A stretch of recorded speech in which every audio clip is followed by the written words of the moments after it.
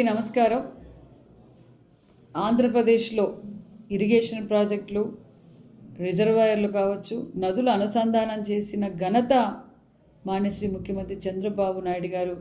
ఈ రాష్ట్రానికి, ఈ రాయలసీమకు తాగునీరు, సాగునీరు అందించిన అపర భగీరథుడు చంద్రబాబు నాయుడు గారిని తెలుగు రాష్ట్ర ప్రజలందరికీ తెలుసు. మరి జగన్మోహన్ రెడ్డి గారు రాయలసీమ లిఫ్ట్ ఇరిగేషన్ ద్రోహి చంద్రబాబు నాయుడు గారని విషం కక్కుతున్నారు. మరి జగన్మోహన్ రెడ్డి గారు మరి పట్టుసీమను ఆపాలనుకుంది మీరే, మచ్చుమరిని ఆపింది మీరే. ఈరోజు మీరు రాయలసీమ గురించి మాట్లాడతారా? ఆంధ్రప్రదేశ్ ద్రోహే మీరని రాష్ట్ర ప్రజలందరికీ అర్థమైంది. మరి తెలంగాణ స్వార్థం కోసం, వారి స్వార్థ రాజకీయాల కోసం వారు మాట్లాడితే మరి మీరేం మాట్లాడుతున్నారు జగన్మోహన్ రెడ్డి గారు? మరి మీ ఆప్తులు, మీ మిత్రులు, మీ బెస్ట్ ఫ్రెండ్స్, మరి మీ ఆస్తుల్లో వాటాలు, మీ అన్నిట్లోనూ వాటాలున్న బీఆర్ఎస్ పార్టీ వారు మరి ఈరోజు నమస్తే తెలంగాణలో మాజీ మంత్రి, ఇరిగేషన్ మాజీ మంత్రి గారు హరీష్ రావు గారు ఏం మాట్లాడారో ఒక్కసారి చూడండి. మరి నమస్తే తెలంగాణలో హరీష్ రావు గారు మాట్లాడింది రాయలసీమను ఆపింది మేమే. మరి దీని మీద మీరు ఖండించరా? మీ సాక్షి పేపర్లో రాయరా? మీ వైసీపీ నాయకులు మాట్లాడరా? మీరు మాట్లాడరు. కేసీఆర్ గారు వచ్చి రోజా గారి ఇంటికి వచ్చి చేపల పులుసు తిని రాయలసీమకు నీళ్ళు ఇస్తానంటారు. హరీష్ రావు గారేమో ఆపింది మేమే అంటారు. మరి ఎవరు ఆపారు? మీరు ముఖ్యమంత్రిగా ఉన్నప్పుడు ఎవరు ఆపారు?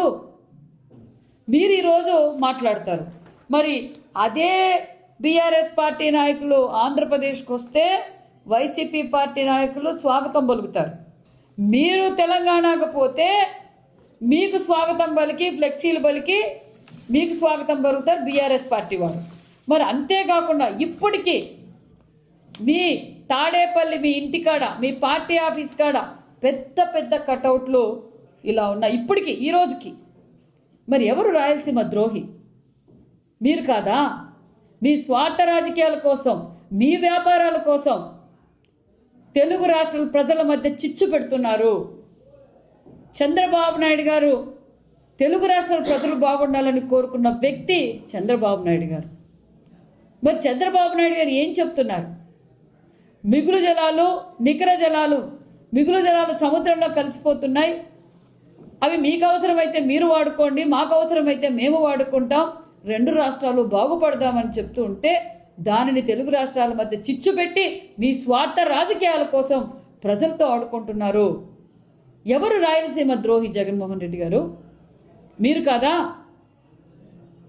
మీరు ముఖ్యమంత్రిగా ఉన్నప్పుడు ఇదే చంద్రబాబు నాయుడు గారు 14-19లో ముఖ్యమంత్రిగా ఉన్నప్పుడు మొదటి అపెక్స్ మీటింగ్లో చంద్రబాబు నాయుడు గారు తెలంగాణ సీఎం కేసీఆర్ గారితో ఒప్పించి 512 టీఎంసీల నీటిని ఏపీ హక్కుగా కృష్ణా జలాలను మనం పొందాం.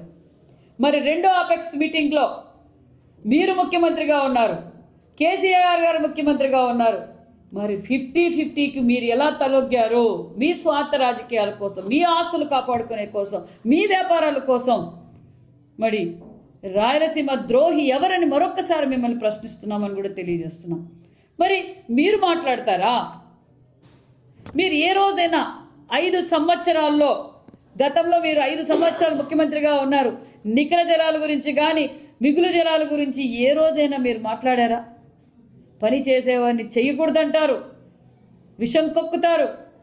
మీరెందుకు?